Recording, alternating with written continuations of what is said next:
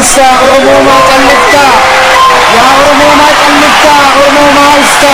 Usotin ni kayo ke iman wajib. Ya Rabbi Rakina kina beto. Ya Oromo Makalita.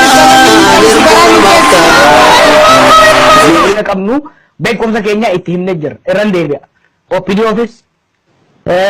Ihadegi office. Oromia office. Ethiopia office. Madalli kaminu. Yero ammatti namni ta'u lamma magarsa qofa. Namni biraa nama biraa yoo gootan you are making historical mistake. Ani kanarra namni baay'een akkanatti yaaru nan beeka. Kophaa kiyya maafan hin dhaabanne. Waan nan beeku waan taateef nama biraa yoo kan gootan taate dhaabni keessanillee destroy ta'a. Oromiyaallee ni niitani. Itoophiyaallee hiree isiin gara dimokiraasii cehuudhaaf qabdu baay'ee miidha.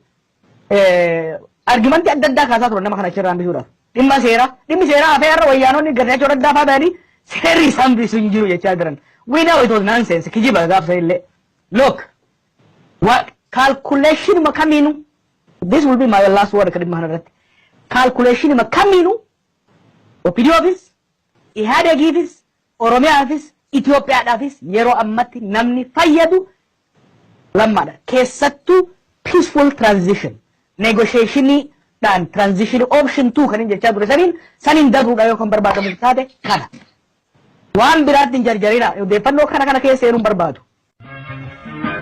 Ufumaan bulfachuu mirga keessani hojjetu ufumaan bulfanaa maal bulchitu jiisatti gaafataa isin maal jettu ufumaan absiitanii seera lobsitan maal cabsiitanii sabaa hin wallaalina gaaffii sabaa hin awwaalina yaada sabaa hin ukkaamsina irree humnaatiin hin bulchina biyya namaatiin hin darbina mirga namaa duraan sarbina dimokiraatii yoo dhugaa ta'e hundumtuu ufaa bulfatu.